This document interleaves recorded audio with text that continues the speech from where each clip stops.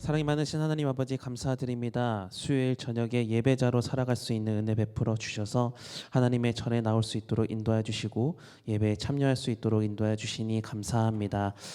완전하신 하나님께서 우리를 먼저 사랑해 주셨기 때문에 그 하나님의 섭리와 계획 가운데서 우리가 살아가고 있는 것임을 다시 한번 깨닫습니다. 그 하나님의 인도하심 가운데에서 하나님의 자비하심 가운데에서 우리도 하나님을 사랑한다 말하며 하나님의 참 기쁨이 되는 동행하는 삶을 살기를 원하오니 오늘도 하나님이 원하시는 믿음 허락하여 주시고 하나님이 원하시는 마음으로 우리의 삶을 바꾸게 하여 주셔서 그 변화를 통해서 하나님께 영광 올려드리며 믿음의 온전한 삶을 이루는 우리의 모든 인생들이 다 될 수 있도록 인도하여 주시옵소서. 오늘도 생명의 말씀을 주셔서 감사합니다. 친히 말씀하여 주시고 이 말씀 듣고 영혼이 살아나는 역사가 일어날 수 있도록 인도하여 주시옵소서. 예수님의 이름으로 기도합니다. 아멘. 다시 말씀 보시겠습니다. 오늘 주신 하나님의 말씀은 아모스 3장 1절부터 8절까지 말씀입니다. 구약성경 1277페이지 아모스 3장 1절부터 8절까지 말씀입니다.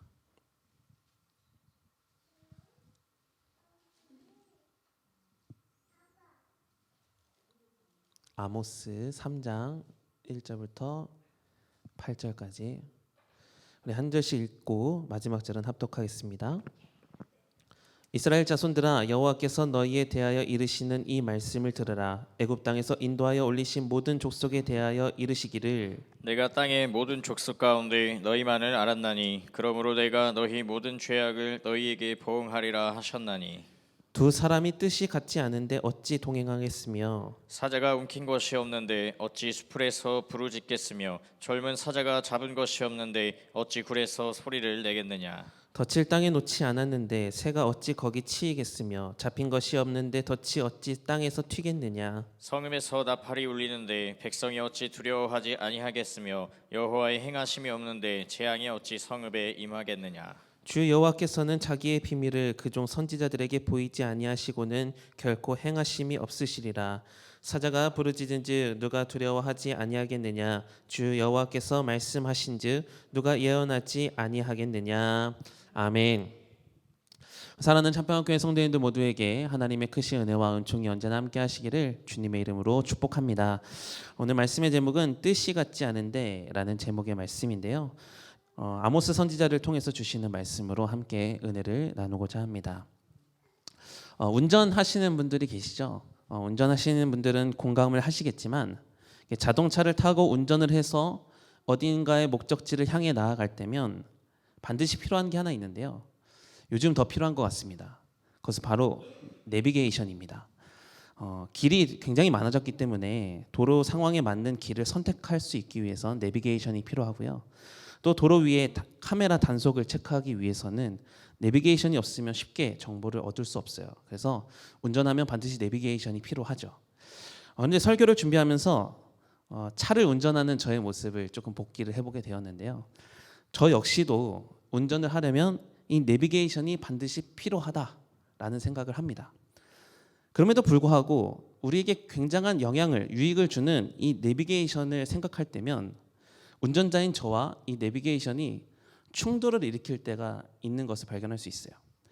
분명 내가 가야 할 목적지를 내비게이션에다 입력을 하잖아요. 그러면 내비게이션은 이제 훌륭한 GPS를 통해서 최상의 루트를 산출해내서 운전자인 저에게 뭐 빠른 길이든 편한 길이든 저에게 제시를 해줘요. 그러면 그 내비게이션이 안내해주는 길을 따라서 가면 사실 크게 충돌을 일으킬 일은 없죠. 그런데도 가끔은 그 내비게이션 때문에 화가 나기도 하고 또 내비게이션 때문에 답답함을 느끼기도 하는 등 내비게이션과 저와의 충돌이 종종 있다라는 겁니다. 물론 내비게이션은 기계이기 때문에 저에게 뭐 감정을 표출하지는 않겠죠.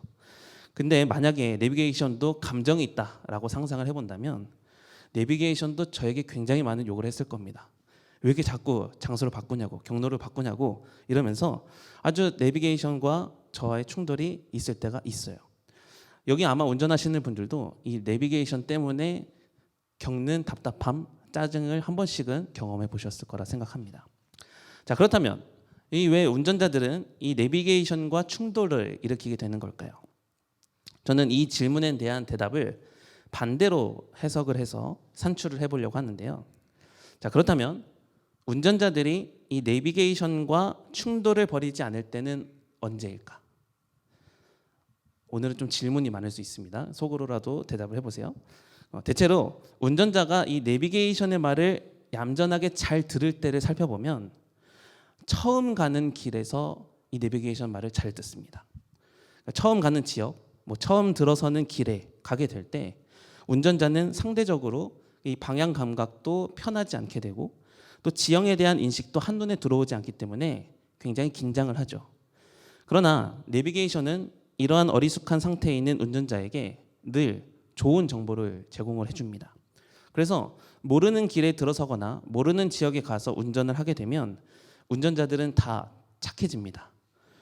내비게이션이 주는 정보가 있으니까 그 내비게이션이 주는 정보만 잘 따라서 가면 내비게이션이 예상하는 그 시간 안에 쉽게 목적지에 도착을 할 수 있게 되죠. 그러니까 내비게이션의 정보를 신뢰하고 그의 인도를 따라가게 되면 내비게이션이 예측한 시간 안에 도착할 수 있다. 그러니까 보장된 과정을 살아낼 수 있다라는 겁니다. 근데 문제는 운전자가 이 길에 대한 지식이 있을 때 나타나요. 그러니까 과거에 한번 경험을 통해서 그 길에 대한 인식과 정보가 있다든지 아니면 직접 자기가 이 길을 찾아봐서 공부를 많이 했다든지 그러니까 내비게이션이 가지고 있는 정보들보다 조금 더 세부적인 내용들 그러니까 예를 들면 특정 시간에 특정 지역은 막힌다라는 정보를 갖고 있거나 지역 주민들만 알고 있는 샛길을 통해서 가면 빠르다 이런 정보를 알고 있다라고 생각을 해보면 사실상 운전자가 필요에 의해서 이 내비게이션을 켜두었어도 내비게이션의 안내를 듣지 않고요. 운전자가 가고 싶은 대로 경로를 설정해서 간다는 거예요. 그러면 이 내비게이션은 이러한 운전자의 정보 상태를 알지 못하기 때문에 계속해서 GPS를 통해서 좋은 정보를 계속해서 갱신을 해주죠. 그래서 잘못된 길입니다. 다른 데로 가셔야 됩니다. 잘못된 길입니다. 다른 데로 안 되십니다. 이러면 어떻게 돼요? 가는 내내 시끄러워지는 겁니다. 그러니까 운전자와 내비게이션이 같은 길을 가지만 뜻이 다르기 때문에 충돌이 계속 일어나게 된다라는 거죠. 그러면 목적지에 더 빨리 도착할 수도 있겠죠. 그러나 내비게이션을 무시하고 다니는 모든 주행길은 보장된 과정을 사는 것보다는 예측할 수 없는 과정을 겪게 되는 경우가 더 많게 된다라는 거죠. 설교를 시작하면서 이 내비게이션을 통해서 말씀드리고 싶은 게 뭐냐면 우리의 인생에서도 함께 우리의 인생을 동행하고 있는 내비게이션 그 내비게이션과도 더 크고 비교할 수 없는 굉장한 분이 우리와 함께하고 계시는데 그분은 바로 우리가 믿는 하나님이십니다. 신앙생활을 하면서 한 번쯤은 이런 비유를 들어보셨죠. 우리는 천국을 향해 나아가는 나그네다라는 말입니다. 그러나 혼자 걷는 나그네 길은 아니고요. 하나님은 늘 우리와 함께 하시다 이렇게 말씀해 주셨습니다. 시편 39편을 보면 이 시편의 저자도 자신을 이렇게 얘기하고 있는데요. 시편 39편 12절의 말씀 우리 읽어보겠습니다. 시작. 여호와여 나의 기도를 들으시며 나의 부르짖음에 귀를 기울이소서. 내가 눈물 흘릴 때에 잠잠하지 마옵소서. 나는 주와 함께 있는 나그네이며 나의 모든 조상들처럼 떠도나이다. 아멘. 시인은 자신을 나그네라고 표현하고 있는데 그 앞에 수식어를 붙이고 있죠. 나는 주와 함께하고 있는 나그네이다.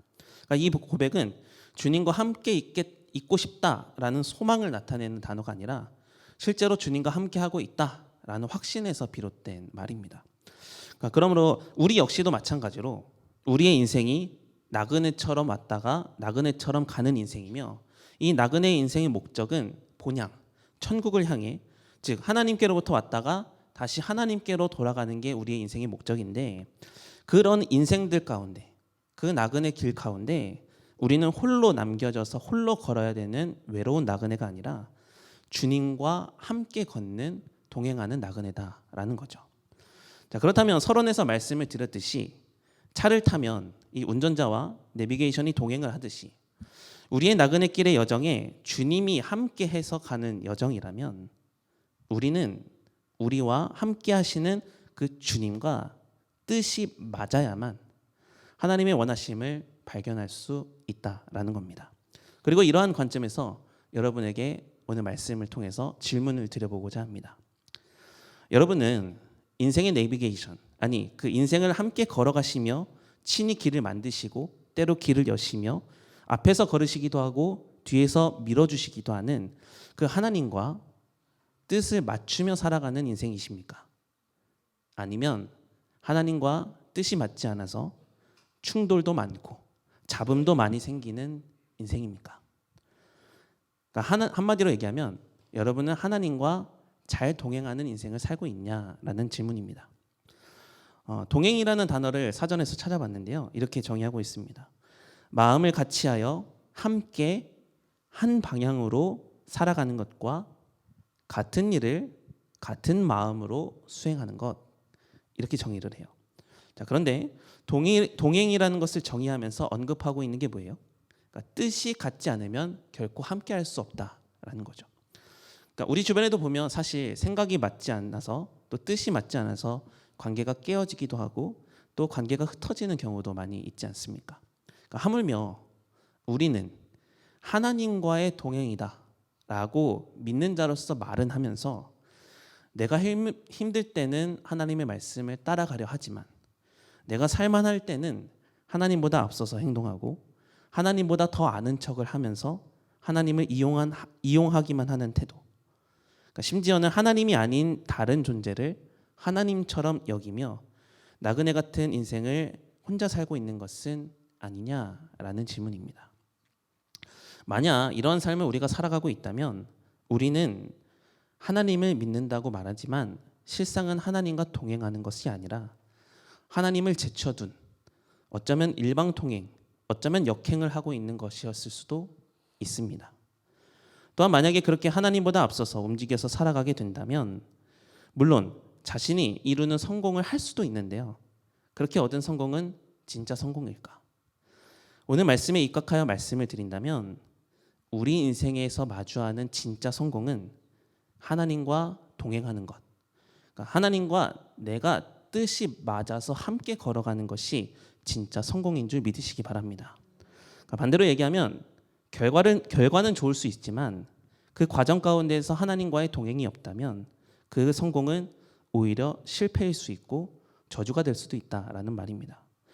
그래서 오늘 다시금 믿음을 점검하게 하시는데 하나님과 상관없는 일방통행을 하는 우리가 아니라 하나님과 함께 발맞추어 동행하는 인생들이 다 되었으면 좋겠고요. 뜻을 맞추어 발을 맞추어 걸어갈 때 베풀어 주시는 하나님의 은혜를 경험하며 하나님이 주시는 재미와 행복까지도 경험하는 여러분의 인생들이 다 되시기를 주님의 이름으로 축복합니다. 동행하며 주시는 하늘의 은혜를 경험하기 위해서는 반드시 우리가 주님의 뜻과 맞아야 됩니다. 자, 그렇다면 우리가 주님과 동행을 해야 되는데 그러면 주님과 동행하려면 우리의 삶의 태도는 어때야 될까? 내 뜻을 주님의 뜻에 맞춰야 되겠습니까? 주님의 뜻을 내 뜻에 맞춰야 되겠습니까? 당연히 내 뜻을 주님의 뜻에 맞춰 놓고서 우리는 동행을 해야 합니다. 왜냐하면 주님의 뜻이 내 뜻보다 더 지혜롭고 더 온전하기 때문입니다. 이사야 선지자는 이렇게 고백을 하고 있습니다. 이사야 55장 9절 말씀 한번 읽어보겠습니다. 시작. 이는 하늘이 땅보다 높음 같이 내 길은 너희의 길보다 높으며 내 생각은 너희의 생각보다 높음이니라. 아멘. 고린도전서 1장 25절에도 이렇게 말씀합니다. 시작. 하나님의 어리석음이 사람보다 지혜롭고 하나님의 약하심이 사람보다 강하니라. 아멘. 사실 우리 하나님은 우리와 발맞추어 동행을 하지 않으셔도 그 자체로 완전한 분이십니다. 그런 완전하신 분께서 우리와 발맞추어 걷기를 원하신다라는 것은 우리와 함께 동행하는 것이 곧 하나님의 참 기쁨이 되기 때문에 우리에게 주시는 은혜의 기회라는 거죠. 즉 우리가 사는 인생의 여정에 하나님과 동행하는 순간을 맞이한다. 이것 자체로 우리에게 있어서는 굉장한 은혜를 받은 것이고 굉장한 영광 안에 거하는 것이라고 고백할 수 있어야만 합니다. 그렇기 때문에 모든 상황 가운데에서 우리는 이런 질문에까지 이르면서 살아가야 된다라는 거죠. 하나님, 제게 주신 상황에서 하나님의 숨겨진 어떠한 뜻을 제가 어떻게 발견해야 될까요? 나와 동행하길 원하시는 하나님의 진짜 마음은 이 상황 가운데서 어떤 것인가요?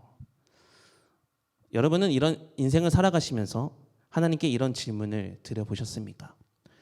이런 하나님의 뜻을 구하는 질문이 매 순간, 매 상황 속에서 있어야 내 뜻이 하나님의 뜻이 내 뜻보다 선하시며 지혜로우시다는 것을 인정하는 것이고, 그렇게 우리는 하나님과의 온전한 동행의 삶을 확증받으며 살아갈 수 있게 된다라는 겁니다.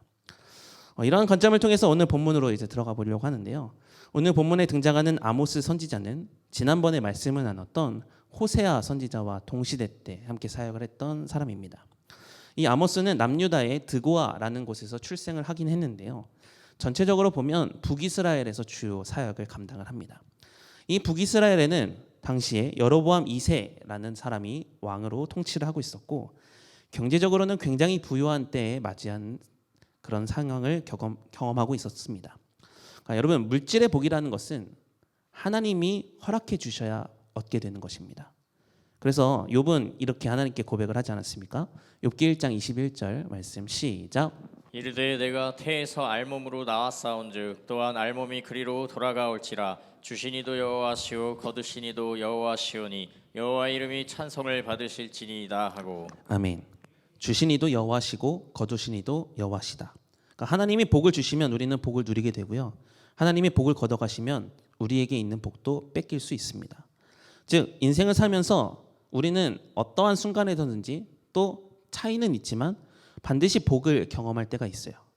그 복을 받는 상황이든 복을 걷어가게 하시는 상황이든 복과 관련된 상황, 그러니까 모든 상황에 놓였을 때 우리는 이 모든 상황을 주관하시는 복의 근원 되시는 하나님을 인식하면서, 그렇다면 하나님께서 왜 내게 이런 복을 마주하게 하셨던 것일까? 하나님의 진짜 뜻은 무엇이었을까? 이것을 오히려 발견하며 사는 게 진짜 복을 누리게 되는 것인데요. 그러나 이름에서 여로보암 2세, 그러니까 여로보암이라는 말이 들어가서 우리는 추측해 볼 수 있다시피 이 북이스라엘은 굉장한 물질의 복을 받았음에도 불구하고 여로보암 2세 왕을 필두로 북이스라엘은 하나님과 전혀 상관없는, 그러니까 동행하지 않는 삶을 살아가고 있었던 거예요.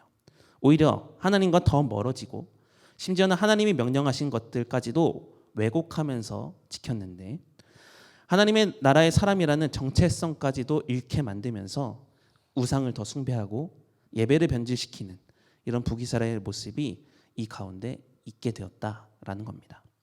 그러니까 전혀 하나님과의 동행의 모습을 찾아볼 수 없는 이 북이스라엘을 향해서 하나님은 선지자 아모스를 보내셨고 이렇게 말씀하시는 거예요. 아모스 2장 12절의 말씀 우리 읽어보겠습니다. 시작. 그러나 너희가 나실 사람으로 포도주를 마시게 하며 또 선지자에게 명령하여 예언하지 말라 하였느니라. 아멘. 여기 보면 이스라엘 백성들이 하나님과 동행하면서 살아가야 할 삶의 태도가 뭐냐? 나실 사람이라는 거예요. 그러니까 여기서 나실 사람은 나실인을 얘기하고 있는 건데, 나실인은 세 가지 특징이 있죠. 포도와 관련된 음식을 먹지 않고, 몸에 칼을 대지 않고, 죽은 시체, 즉 부정을 가까이 하지 않는 사람을 나실인이다라고 말을 하는데, 그러니까 나실인이라는 사람의 삶 자체의 모습을 통해서 나는 하나님의 사람입니다라는 정체성을 드러내야만 했음에도 불구하고 하나님은 그런 또 이스라엘 백성이 그런 나실인의 모습으로 살기를, 세상 가운데서 빛이 되고 맛을 내는 사람이 됐으면 좋겠다라고 하나님은 명령하셨음에도 불구하고 이 사람들은 하나님의 마음을 깨닫고 살지 못했다라는 거죠. 그래도 하나님은 참 자비하신 하나님이세요. 그렇게 영적으로 어두운 시대를 살고 있었음에도 불구하고 물질의 복을 부어주셨다는 거죠. 그 이유는 하나입니다. 물질을 복을 받아서 잘 살아라가 아니라 하나님을 깨달아라 라고 주신 하나님의 사인이었는데, 그들은 물질의 복을 받게 되자 어떻게 행동을 하는가? 나실 사람의 정체성을 버립니다. 거기에 무엇을 추가하냐면 포도주를 추가해요.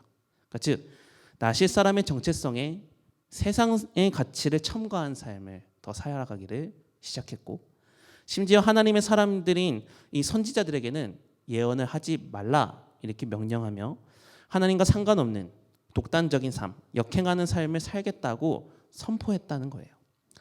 그러므로 하나님께서 하나님과 동행하지 않는 자에게는 반드시 벌을 내리시는데, 그 벌은 이 땅에서만 받는 것이 아니라 영원한 멸망에 이르게 된다라고 경고하시면서 지금 북이스라엘 상태가 어떠한 상태에 놓여 있는지를 말씀해주고 있는 게 이 아모스서의 전체 내용입니다.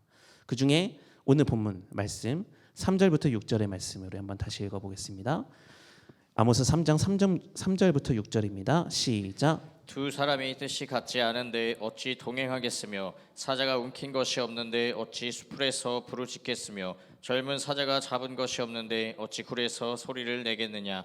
덫을 땅에 놓지 않았는데 새가 어찌 거기 치이겠으며 잡힌 것이 없는데 덫이 어찌 땅에서 튀겠느냐. 성읍에서 나팔이 울리는데 백성이 어찌 두려워하지 아니하겠으며 여호와의 행하심이 없는데 재앙이 어찌 성읍에 임하겠느냐. 아멘. 여기 보면 하나님은 7개의 질문을 하시면서 이스라엘 백성들의 상태를 일일이 지적을 하고 계십니다. 첫째로 보면 3절인데요. 두 사람의 뜻이 같지 않은데 어찌 동행하는가 라고 얘기를 하죠. 그러니까 하나님과 이스라엘 백성은 언약의 관계를 맺었지만 뜻이 같지 않아졌기 때문에 더 이상 하나님과 동행할 수 없는 상태에 이르게 되었다라는 것을 지적하고 계시는 거죠. 그 뒤로 보면 4절부터 6절의 내용을 보면 이스라엘 상태가 하나님의 심판 안에 들어왔다. 그럼에도 불구하고 그들은 심판받은 상태인지 인지조차 못하고 있다. 오히려 세상의 유혹을 더 받아서 세상과 더 친하며 살고 있지 않느냐. 이러한 모습을 애통히 여기신 하나님은 선지자들 보내셔서 너네 반드시 심판할 거야 이렇게 외치게 하시지만 백성들은 거짓된 소망을 품고 조금도 그 하나님의 심판을 두려워하지 않는 모습, 오히려 하나님과 상관없이 자신들이 이뤄내는 부와 명예를 얻으면서만 살아가고 있는 모습, 이러한 영적 상태를 하나씩 하나님께서 지금 지적해주고 계시는 겁니다. 그래서 이러한 지적을 하시는 하나님의 궁극적인 이유가 뭘까요? 그들을 진짜 심판하시기 위해서, 그들을 위협하시기 위해서 하나님이 이렇게 지적을 하셨을까? 결코 아니라는 겁니다. 하나님은 이스라엘 백성들을 진짜 심판하시기 위해서 그들이 지은 영적인 죄들을 일일이 지적하시면서 판단하시는 게 아니라 오히려 이스라엘 백성들이 하나님으로부터 지적받은 것들 하나하나를 되돌이켜 보면서 무엇이 하나님의 뜻이었는가 이것을 발견하며 다시 회개하고 돌이키기를, 다시 하나님을 찾는 자들이 되길 원하시는 하나님의 전적인 자비하심에 근거한 사랑을 이 지적 가운데서 발견할 수 있어야 된다라는 거죠. 이런 하나님의 마음은 아모스 5장 4절에서 이렇게 기록되고 있습니다. 우리 한번 읽어보겠습니다. 시작. 여호와께서 이스라엘 족속에게 이와 같이 말씀하시기를 너희는 나를 찾으라 그리하면 살리라. 아멘. 비록 너희가 나로부터 지적을 받았지만 다시 하나님을 찾고 돌아와 하나님의 원하심대로 살아간다면 하나님과의 동행의 삶, 뜻이 같은 참 동행을 진짜 할 수 있게 될 것이고 영원한 멸망에서 떠나 영원한 생명으로 살아갈 수 있을 것이라고, 이스라엘 백성들이 제발 좀 이렇게 살았으면 좋겠다고 오히려 완전하신 주님께서 우리의 삶에 발맞추어 주시면서 지금 권면해주고 계시다라는 겁니다. 사랑하는 여러분, 저는 인생의 한 걸음 한 걸음을 살다 보니 어느덧 36년이라는 삶을 살았고요. 여기 계신 장로님은 이제 60년, 70년 사셨고, 또 여기 계신 권사님은 80년 사셨고, 또 여기 있는 청년들은 20여 년 이렇게 삶을 살아오게 되었어요. 그러니까 그 가운데서 우리는 하나님과 동행이 있었던 적도 있었고요. 하나님을 아프시게 하는, 어떻게 보면 역행하는, 그러니까 불법 유턴하는 삶을 살기도 했었어요. 그러니까 그런 삶 가운데서 하나님은 때로 말씀 가운데서 우리의 삶을 지적해 주시기도 했고, 때로는 상황의 흔들림 통해서 성공하게 하시든지 실패하게 하시든지를 통해서 우리의 영적 상태를 계속해서 지적해 주셨던 것 같습니다. 아마 지금의 삶 역시도 마찬가지라고 생각합니다. 오늘 우리가 마주했던 하루 역시도 하나님의 명확한 뜻이 담겨져 있었던 완벽한 하루였는데 누군가에게는 기쁜 하루가 됐을 수도 있고 누군가에게는 슬픈 하루였을 수도 있죠. 그러나 우리가 마주하는 모든 희노애락이 무엇이었든지 그것을 통해서 우리와 동행하길 원하시는 하나님의 사인은 무엇이었는가? 너는 그래서 그 상황 가운데서 하나님을 발견했니? 이것을 하나님은 묻고 계신다라는 겁니다. 만약 발견된 은혜가 있다면 하나님의 기쁨에 참여하는 자가 되게 될 것이고, 만약 발견된 은혜가 없었다면 지적하시는 그 말씀을 듣고 회개해야 된다라는 하나님의 기회인 것이죠. 성경에서 동행하면 떠오르는 대표적인 인물이 있습니다. 바로 에녹입니다. 에녹은 365년을 살았는데 그중에 300년을 하나님과 동행했다고 해요. 자, 그가 살았던 300년이라는 시간이 짧은 시간은 아니잖아요. 그러면 그 사람이 100% 하나님과 동행하며 살았을까? 저는 그렇지 못한 때도 분명히 있었을 거라고 생각합니다. 실수도 했었을 거고요. 역행도 했었을 거고 하나님보다 앞서서 살려고 했었을 수도 있습니다. 그럴 때마다 하나님은 그 모습들을 조명하여 주시는 거죠. 아까 내비게이션을 예로 얘기한다면 계속 충돌을 해서 잡음을 일으키게 하시는 거죠. 그래서 하나님과 동행하는 삶, 하나님과 뜻을 맞추어 사는 삶이 필요해 라고 하나님께서 계속 알려주셨을 것이고 에녹은 그럴 때마다 아마 아멘 하면서 그 말씀을 받아들였기 때문에 인생의 방향을 하나님께로 조정하는 동행의 삶을 계속해서 살아낼 수 있지 않았을까. 그래서 하나님은 그런 모습, 실패하고 하나님을 역행했던 모습을 기억하시기보다 동행했던 것들만을 기억하여 주시면서 성경책에까지 기록해 놓으시면서 하나님과 동행했던 자 에녹이라고 칭찬을 해주셨던 모습.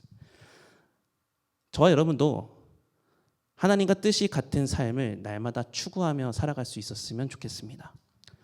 모든 상황 속에서 하나님의 뜻은 무엇이었나요? 혹시 제가 하나님보다 오늘 앞섰던 것은 없었나요? 제가 오늘 하나님보다 더 사랑했던 것은 없었나요? 이러한 영적인 점검은 반드시 우리의 영혼을 소생하게 할 줄 믿습니다. 그래서 어떤 유명한 목사님께서 이런 프로젝트를 진행하시잖아요. 예수동행 프로젝트, 영성 일기 쓰기 프로젝트. 저는 이런 게 굉장히 필요하다라고 생각을 합니다. 왜냐하면 그러한 하나님과의 동행의 하루가 쌓이면 일주일이 될 거고요. 그런 일주일이 쌓이면 1년이 될 거고 그런 1년이 쌓이면 평생이 될 것이기 때문입니다. 우리 옆에 분들과 함께 인사해 볼까요? 하나님과 동행합시다. 인사하겠습니다. 살아가는 저와 여러분의 삶이 다 되었으면 좋겠습니다. 결코 내 뜻대로 하나님의 뜻을 이겨먹는 사람이 아니라 하나님의 뜻 앞에 내 뜻은 온전히 내려놓고 매 순간 하나님의 뜻이 무엇이었는지를 질문하며 살아가는 인생. 그런 인생을 사는 자들은 그런 인생을 살아가는 자들을 하나님은 이때에 찾고 계시고 그렇게 하나님께 동행하기 위해서 몸부림치는 한 사람이 여러분이 된다면 에녹을 성경 가운데서 기록해 놓으셨듯이 하나님의 생명책 가운데에서 여러분의 삶을 일일이 기록하여 주시며 하나님과 동행했던 자라고 칭찬해 주실 줄 믿으시기 바랍니다. 하나님을 인정하는 자, 하나님과 동행하는 자, 하나님과 뜻을 같이 하는 자로 이 땅에서부터 살기를 힘쓰셔서 또 때로 그렇게 살지 못해서 맞이하게 되는 잡음, 충돌, 하나님의 지적을 오히려 감사함으로 받으시고 회개하시고 하나님을 더 찾으셔서 여러분의 영혼이 주님 안에서 다시 소생케 되어지는 역사, 여러분의 삶이 하나님의 동행 가운데서 사라지는 역사가 온전하게 나타나기를 정말 주님의 이름으로 축복합니다. 함께 찬양하겠습니다.